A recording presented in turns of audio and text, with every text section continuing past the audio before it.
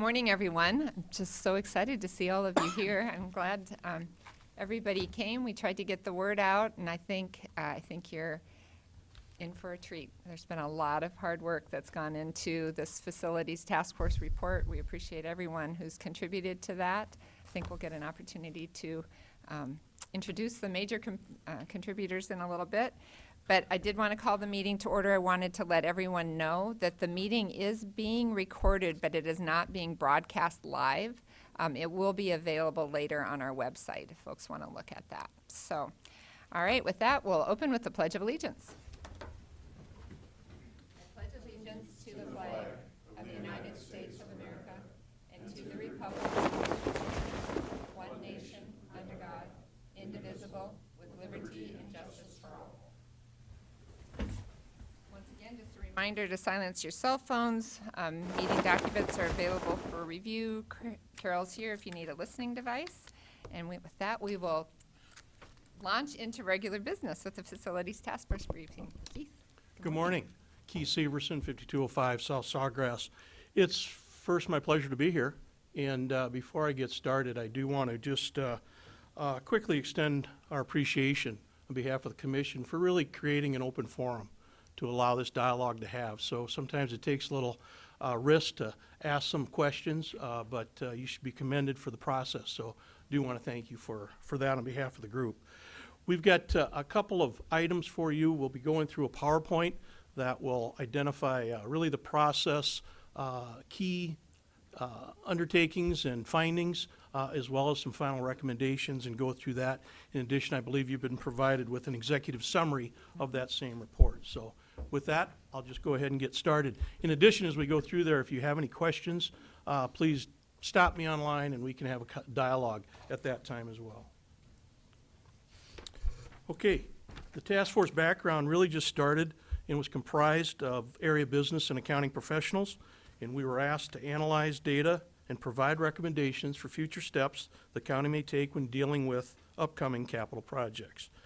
We appreciated the participation with Commissioners Bender, Benega, and Karski. You attended, we had two commissioners at each task force meeting, and it was all very cooperative in that process. Our members included, and we've got a few here today, Dean Buckenberg, a retired CPA in Sioux Falls, Deb Peters, former legislator and CPA and current small business owner, myself at Ide Bailey, Bob Timian, president over at Ramcota, Dr. Dave Kapaska, retired executive, but also our temporary president of the Sioux Falls Area Chamber of Commerce. So we're appreciative of his participation. Mike Ralston was a general manager, project manager at Henry Carlson Construction, as well as business owner Jim Sukup, all members of the committee that attended the majority of all of our meetings. The next step was really just to talk about the process, the Facilities Task Force. We met over 3 months, July, August, September, nice warm days for the tours and a few other items, but we collected and analyzed financial data toward the facilities, which included really 4 or 5 main facilities. The administrative building we're in today, the extension building that's located east of this structure, out at the Highway Department, JDC on the south end of town, as well as the Public Safety Building. Additional data and information was provided. The scope of the current capital needs was further defined to determine how it may fit with current cash and debt service capacity. And I picked the long straw and got a spokesperson, and we also approved an executive summary that you all have. It really boils down to what we identified as the first thing, the current opportunity. And the current opportunity results in that we have some debt service capacity that's going to be made available in the coming years. And when you look at the chart up there, the Minnehaha Bond Fund has long-term debt that will go on, mainly for the jail and other long-term projects. And we're really talked about the funds that were going to be available in the building fund. Currently has about $3.1 million of debt service going on, and that's going to open up some availability beginning in 2021. And we looked at what that could do and what could that be made available. But in all of the discussion, when you think about all the numbers, I just want to share that really there were about 6 or 7 key thought processes that people were thinking about when we were going through the numbers. And numbers are numbers, but the reality is, why are we looking at it? And the real goal of the committee was also to deal with workforce retention. How does it impact the people that are operating at the county each and every day? We know how the challenge it is to retain, recruit, and work with people in our community. And workforce retention and recruitment was really in everyone's mind when we did our tours. Second, without a doubt, safety. Safety of all the workers, safety of our people, safety of the people that are using the facilities was essential as it related to that item. Third, we had in the back of our mind deferred maintenance and just watching. We all know what that is. My dad told me once, the only way you're going to get rid of deferred maintenances is to fix it. And so it was a concept, and that was clearly in our mind. Fourth, really looking at debt and cash. What can you do? What are the opportunities present itself? Understanding that debt, you look at long-term assets with long-term debt, short-term assets, short-term fixes with cash, and trying to keep that balance between the two. Also understanding the growth of the community or the county, and the needs aren't going to get any less, in trying to forecast out forward and keep that in mind. So as other projects were part of that dialogue, I just wanted to frame the concept that really it comes back down to the people first as it relates to what we can do to improve the county facilities. Summary of the quick findings: the task force reviewed capital needs as identified by you. We didn't come up with any new needs. You presented those to the task force. And the task force was in agreement that investment could be acted upon in the short term to maintain operation readiness and optimize space according to a USD master plan that was provided to us, that was prepared by USD a few years ago, and we used that as a template. We did take tours of the county facility, and then also due to the expiring annual debt of $2.89, the county has capacity to utilize debt service to fund what we felt at this time up to 2 new bond issues of approximately $20 million each, without increasing taxes. And I think that was a key component in trying to identify the opportunity and how to best use those funds, and keep that in mind that we're not recommending increasing taxes by any way. The available bonding capacity in 2021 will allow for the new debt service for construction renovation, and also leave some cash available for current projects. So we also looked at Minnehaha County. It was brought to us that we've got some certain assets that could be available for sale, and we reviewed those as well. A point to note, if there was a bond issue over $40 million, that let's say we decided and said, okay, let's spend $50 million, what would that mean? The annual debt service on that would be about $3.3 million, which is about $493,000 more than our present obligations, or that is being retired.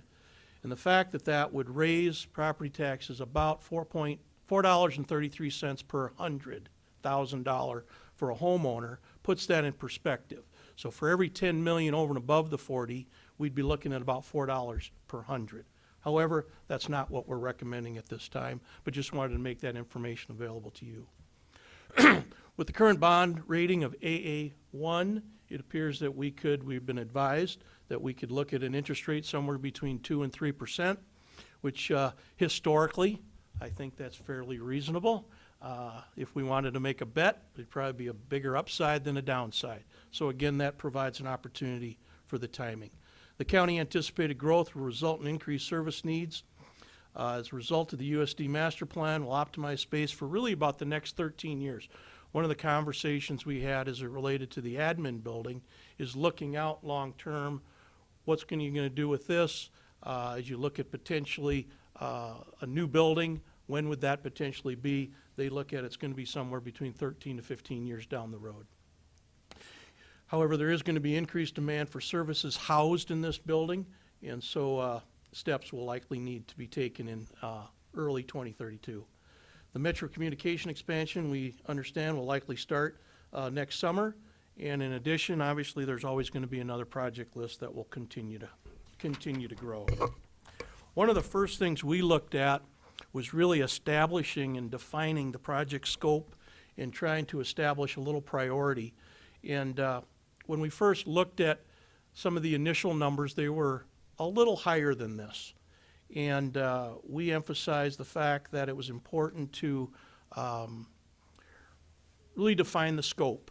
And no one's going to really know what the cost of any of these projects will be until you actually ask a contractor to build something and really get those items. But when we looked at the definition, we concluded and brought down this type of project scope that could be reasonable under the circumstances, and put some mins and maxes, and then identified the priority as well. With the highway shop, the extension building needing to be done first in order to facilitate a process being done here. At the admin building, adding some chillers and other replacements for the entire structure. With PSB, the Metro step, to give a total cost there of $16.7 million compared to a maximum of $19.8. If we were to extend that out, you could see the 20-year cost of a bond of that amount. In addition, we identified that at the JDC, that would be more of a project that would be what we felt could be done with cash, out of the cash part of the fund, and not really a long-term financing as it related to the safety and the need of that facility, but that, again, the cost or min-max, we were advised somewhere between $200 to $500, and with a courtroom renovation of something less than $300. Again, that's to be determined by contractors, but that felt that that would be not part of any bonding capacity, but more importantly, taken care of with the cash out of the building fund. In addition, just to list out assets to potentially deem surplus, we were advised there's a variety of locations throughout the community that 908 Northwest is actually listed for sale at this time for $1.8 million. The county gravel pit was discussed as it relates to your utilization, how to effectively account for that property and maximize its use. And right now, with gravel prices in a good position, there may be some interest by some of our local contractors to take that off your hands. But in addition, if the highway shop were to be moved, if there was a different location, one would consider selling that space as well. We've got the Community Correction Center and then some additional funds of 1.65 that would be available for the highway department renovation. On the right side there, that building fund renovation projections is provided by the auditor's office. We've got total revenue into that building fund of about $4.5 million. And based on the growth of the county, it's anticipated that that will increase a little bit every year. And thus you can see that additional 182, 190, 197 continued growth that will be added to the cash portion of the building fund that would be available for future projects. When we look at the building fund financing, one of the points is trying to balance that to when you've got about $4.6 million, what do you do with it as it relates to debt service or actual cash? And I can read this here.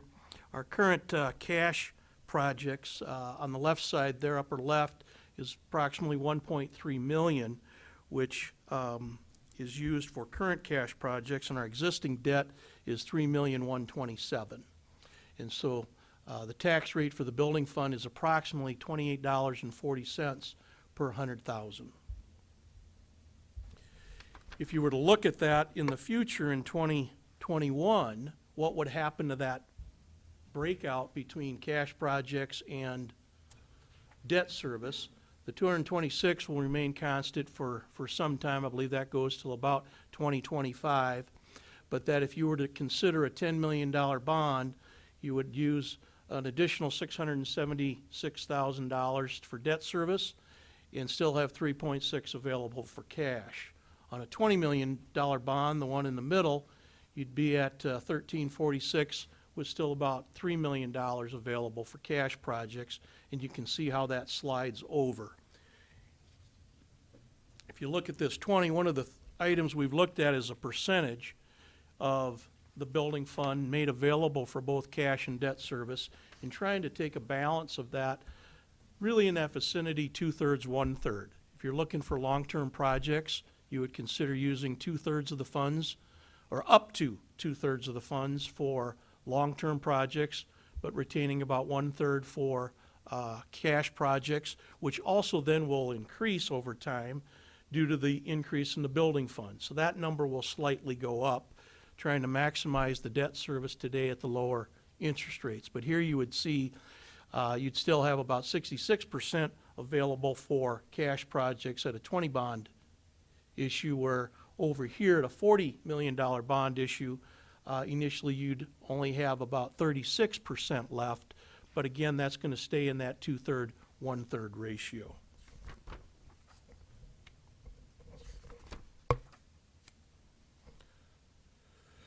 So some quick info on a bond timing and cost. Just wanted to explain on that. The 2019 $4 million building fund budget will continue to grow with new construction and CPI increases. The cost of borrowing money in our position is low due to current bond environment conditions. Payments for bonds issued in 2020 would actually start in 2021, which would coincide with the redemption of the earlier bonds. An item that we asked was really to understand if you were to split these bonds up into a couple different bonds, what would it cost? And we're looking at about $100,000 to do each bond issue when you're talking about soft costs. So that's part of the items you need to take into consideration. And then recommendations from the bond firm indicate there'd be about 90 days between when a bond resolution is passed and the sale of bonds. And that's all about timing and planning and how to best effectively look at a scope of projects as you look forward, to put your timelines to make sure that we can be the most efficient in using those funds. But the auditor's office is well aware of that process and their experience, but just wanted to share that information with you today. Bond interest obviously starts the day you get it, so if you don't spend it, we can still invest some of that money, and that can mitigate some of those costs. The annual building fund proceeds of about $1.6 million would still be available. And according to the current county's bond firm, the county must start spending dollars within 3 years of the bond letting. But again, that's just part of your timing. We looked at a couple items as it related to the highway facility, the current site.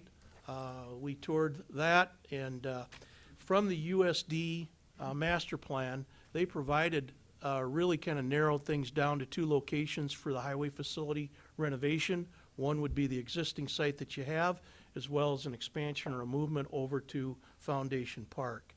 And I believe in part of that, and as we understand, other sites were considered. However, those bring costs as well, because you have to bring infrastructure and other amenities into those sites to really make it available for a build-out. That could be up to $1 million a mile just to bring that in. So those factors were considered. If the county stays at the current site, which is 26 acres, the task force really facilitated and had discussion and great input from our team members that up to 10 to 15 acres actually could be made available, and that whole site could actually be shrunk to better facilitate an effective utilization of that area, and actually could free up 10 to 15 acres in declared surplus. Plating fees are going to be needed when the site is annexed into the city of Sioux Falls, which is a factor down the road. Determined a budget of $8 to $10 million appears reasonable, which would include the cost of land and building and the entire site. Both the current location and Foundation Park location are viable options, each with their own pros and cons.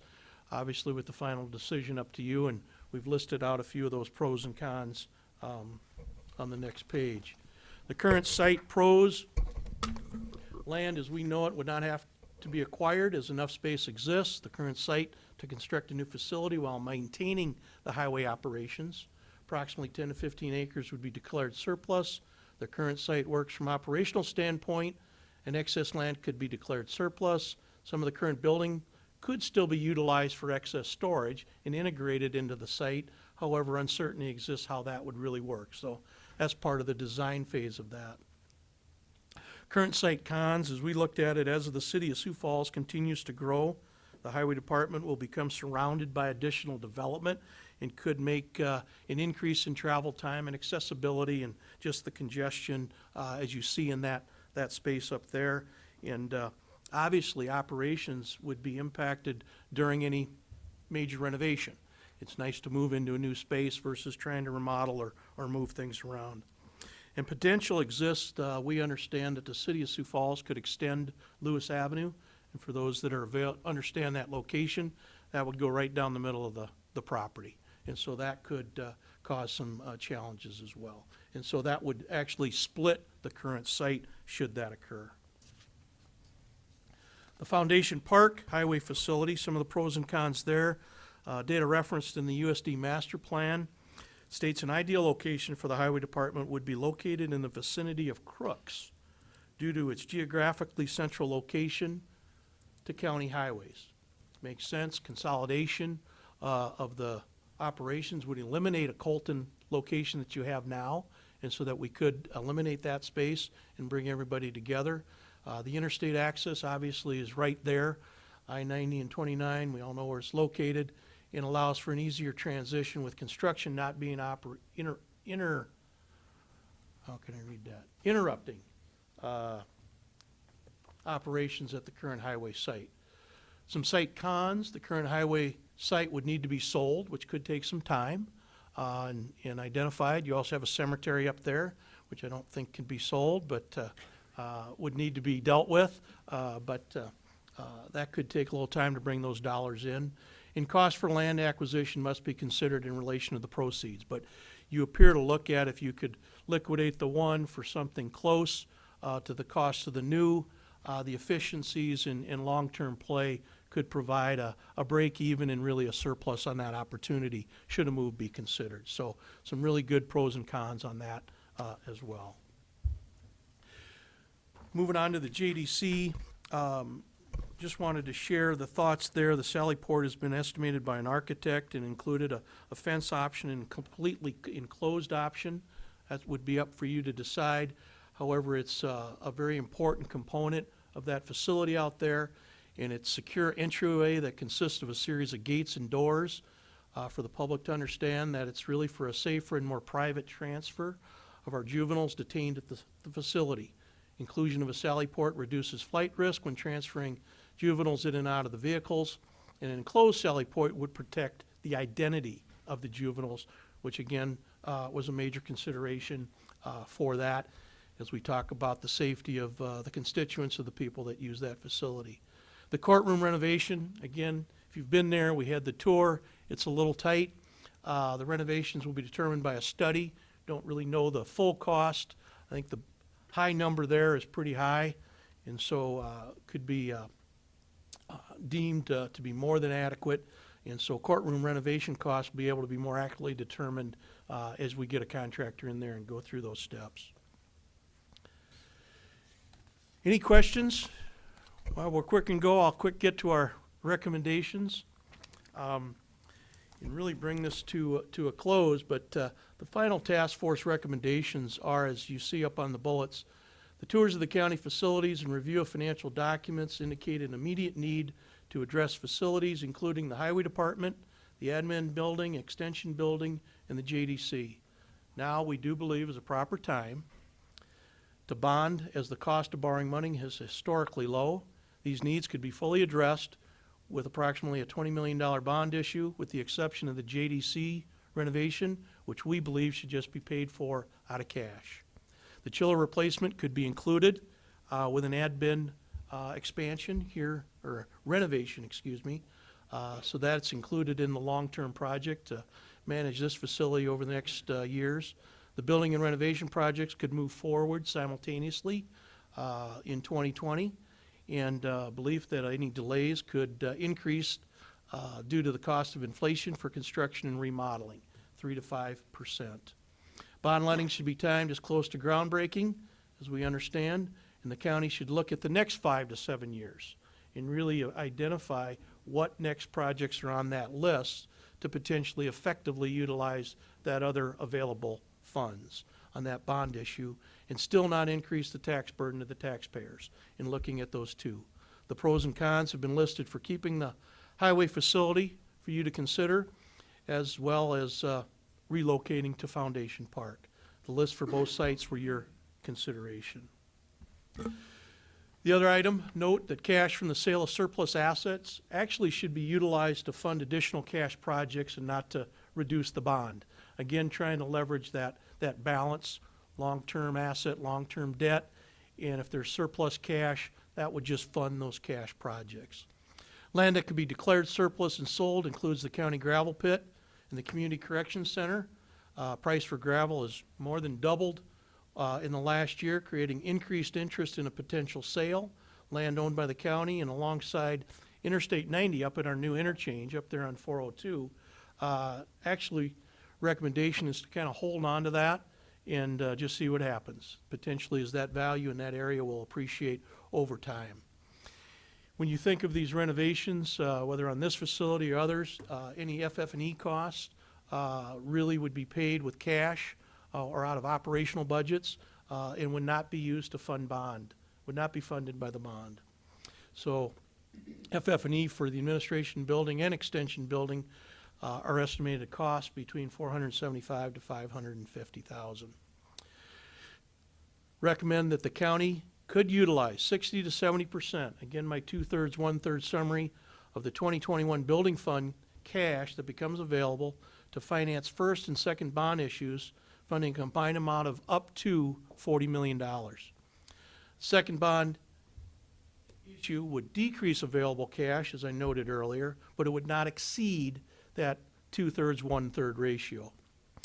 Neither of these bond issues would increase property taxes, as funding is available from existing debt service, and obviously the county should continue to evaluate its capital needs in the future because it's essential to do that planning now. As we looked at and understand that depending on the construction timing coming up, we may need to rent some temporary space to house election center offices and operations to facilitate county services during the construction time. So in general, that's a summary of our conclusion. I'd offer if there's any member of our task force, got Dean, Mr. Sukup, Bob Timian, and Dr. Dave, if you have any comments or anything I missed. Hearing none, I then would conclude in really saying thank you. A special thanks goes to you for allowing us to have this input. Special thanks goes out to Mr. Dewey, Craig Dewey, and his assistants in assembling the product and keeping us on task. So Craig, thank you for all your support, as well as members of the auditor's office. Kim and her team provided us with a lot of great information. So Kim, thank you for that. And most importantly, as well as our department heads for the tours that they gave and their service to the county in dealing with what they have to do each and every day. It was very much appreciated to get their input in understanding how they perceive their location and what we can do. So with that, I'll open up to any questions. Questions? Commissioner Benega? I didn't have a question. I was just going to make a comment, I guess. When I look at this conclusion, we obviously all agree with the need for buildings and supporting staff and making it a safe campus for everybody to work. But the longer we wait to do these projects, our bond costs are going to be 2 to 3%, and there's probably a good chance that our construction costs are going to be twice that much each year because of inflation. So the longer we wait, the more these projects are going to cost. And I don't think any of us disagree with the fact that we need to make those campus improvements and do some selling of property to increase our cash ability to support those smaller cash projects. So all I would say was thank you for all your work and affirming the fact that the USD study and what we've been told is frankly a roadmap to get us there. Anything else, Commissioner Karski? Really no commission or questions, but a great big thank you to everybody. When we reached out to everybody, I don't think we had a no. It was, yeah, I'd like to do that. So appreciate everybody's help and work on the project. Much like the Financial Action Network, this is a good opportunity for, the commission to have a second set of eyes and ears and things looking at what we're going to do. And what we have really going on here is, in large part, a set of dominoes. We got to move one so that we can start the other, and The first is the extension building, get that remodeled. And then we need to move our state's attorney and other people around within this building. And this building has needs. And we've added on with the jail, and we have a chiller and our infrastructure that we doubled the size of our house in an analogy that, but we didn't add an additional furnace or air conditioner. So we're overworking, and we have stuff that's old and needs to be fixed. So we have to keep the things progressing, and it's hard to do things one at a time. It really is. We need to work in this progression, and we appreciate your input and help on that. And our highway facility is really a very old facility that has more than served the county and the taxpayers of Minnehaha County for a long time, and it's past time to move something there. So look forward to the discussion with the rest of my commissioners and making this happen so that we do have a safe, productive work environment for everybody in the county. Commissioner Barth. I guess I would really like to thank all of you for your work on this, and my fellow commissioners for being there, proving that I am, again, superfluous. But, you know, what often happens, I think, on these things is that the crisis of the day, the crisis du jour, suddenly interjects itself. And just as we're about to, you know, build a new highway thing, we have to do something else. And so it's really hard to follow an exact plan when you get, you know, hit from one direction or another. And I thank the staff for working with these folks too. Thank you. Well, I'll kind of pile on in the thanks department, but I think sometimes just even for the audience that might be watching this, there's a perception that, you know, we put together a group of people to rubber stamp something that the commission has come up with, and that is absolutely not what happened here. This is a product of a lot of work, and I cannot thank the facilities task force members enough for the number of hours that went into it, the number of hours that went into this presentation. I know I personally saw multiple drafts, and I didn't see every draft. And so, we knew we had needs. That's why we had USD look at this a couple years ago, but we didn't have the cash, and we were trying to liquidate some assets, and didn't happen in the timeline we had kind of hoped. But we did know that we might have an opportunity here, and what you guys have done is really clarified for us the opportunity we have with funding to meet this deferred maintenance that your dad was talking about that you can only deal with by fixing it. But now we have a way to do that without increasing taxes for taxpayers, which was a goal for all of us. And so we certainly have a lot of work left to do, but you guys have really helped to set the table for us to help us understand, you know, what our opportunities are from a financing standpoint, and then to do the really important job of helping to prioritize some of these projects so we can kind of have a plan for how to attack them going forward. So I really can't tell you how much I appreciate this hard work. And as Commissioner Barr said, I mean, we do struggle here sometimes with long-term planning and, you know, taking the time to look forward, and that's what you guys have really done for us. So we really appreciate it. Super. All right. All right. Well, thank you. Thank you. So we know where to find you guys now, too, so as questions come up. All right, that takes care of regular business. This is an opportunity for public comments, so if there's somebody here that wanted to speak about something. Madam Chair, I guess I'm just a sorry. question, you know, more to continue the discussion a little bit more. And I'm going to put Carol on the spot here. Sorry, Carol, if you don't mind if I ask you a question. How do you see, I mean, we're talking a highway facility, we're talking JDC, we're talking the extension building, we're talking this building, the public safety building. Do you see each one of those managed as separate projects? Who has the capacity, and I'm sorry for putting you on the spot here, but I mean, is each department, is the highway department going to manage their project? Would everybody manage their own? Would we have a central project management? How do you see that moving forward? Well, that's a good question, Commissioner Karski, and we have already started having that conversation. I know Craig Dewey and I have spent a lot of time brainstorming about that. Facilities Director Mark Krenz and I have had that conversation because he fortunately gets to have his fingers in everything that happens to take place with the facilities that are out there. Facilities are the responsibility for the commission.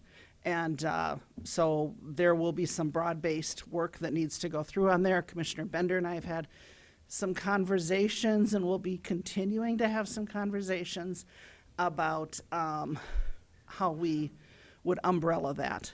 And yes, we are aware of capacity. We recognize that. Obviously, as with the jail project, for those of you that are here that know how that's working, the commission has a role with that, but we don't get involved in what kind of colors on the walls and what floor finishes and those types of things that happen to occur, 'cause that's not our area to go through and do. For us, it's, at least for my involvement, it's more on process, bills, making sure everything's in place. A lot of paperwork that gets involved with it.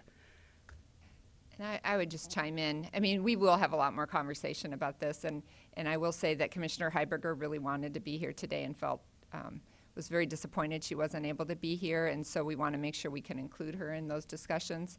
But you bring up a good point, one that we've recognized here. We don't only have funding challenges, we have sometimes capacity challenges internally with personnel and making sure we have the right experience, and we're not heavily staffed, I would think is a fair characterization of the county. We run pretty lean, and so when we have these additional kinds of projects brought on board, we need to make sure that we can adequately staff them, and whether that means hiring an outside person to help be the point person for that. We did that with the jail.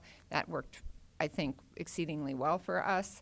So that will be something that we will look at, but we'll vet different options. And I think that the idea is that it wouldn't be just shoveled off onto each individual person. This is going to be a complicated enough kind of mosaic puzzle that we've got to put together that we're going to need some centralized oversight of that. It's I'm my glad- personal perspective. And I'm glad to hear you say, maybe we look at a contract, project management, or however that is, because there's a lot of moving pieces here and just a lot that has to be done. And to continue the discussion, maybe even one step further, not to exclude Commissioner Heiberger, but